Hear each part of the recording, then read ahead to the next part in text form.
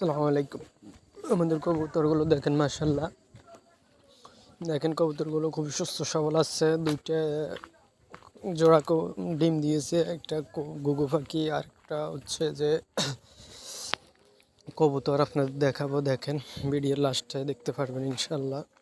দেখেন এই জোড়া কালে ভিত্তিক ইনশাল্লাহ বাচ্চা পাবো। ডিমের মধ্যে চুমটি দিয়ে রাখছে, এখন আমি দেখাতে পারছি না।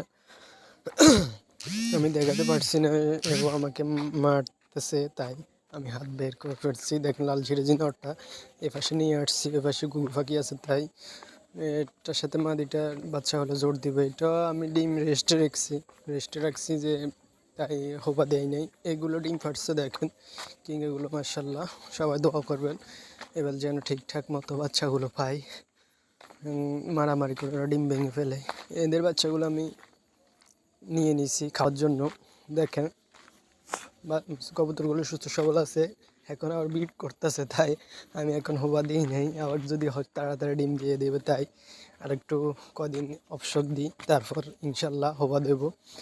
তারপর ডিম পারলে কবুতরের জন্য ভালো হবে। দেখেন ঘুঘু পাখিগুলো দেখেন, এদের বাচ্চা নর্মাদি এগুলো ওকে গ্যারান্টি আছে, নর্মাদি গ্যারান্টি আছে। দেখেন ওকে, এগুলো সুস্থ আছে, এগুলো সেল করে দেবো। কোনো ভাই নিতে ইচ্ছুক থাকলে জানাবেন, সমস্যা নেই।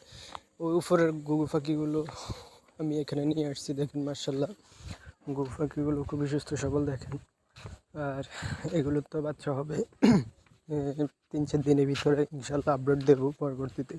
আর ডায়মন্ড ঘুঘুগুলোকে আমি এ পাশে নিয়ে আসছি। দেখেন মার্শাল্লাহ, এগুলো বাসাটা ছোটো হয়, তাই। আর এই বাচ্চাগুলো দেখেন, এই বাচ্চাগুলোর একটু গুটি হয়েছে, মানে গোড়া উঠছে ফক্স, মশার কামড়ার কারণে। ইনশাল্লাহ ঠিক হয়ে যাবে। আমি এখন পটাশ দিয়ে দিচ্ছি, আর নাফা ট্যাবলেট খাওয়াচ্ছি।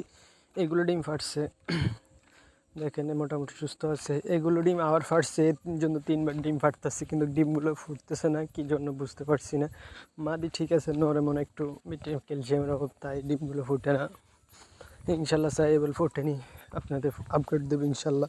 আর আমাদের ভিডিওটি ভালো লাগলে চ্যানেলটি সাবস্ক্রাইব করবেন, আমাদের পাশে থাকবেন। আজকে এই পর্যন্ত, আসসালামু আলাইকুম।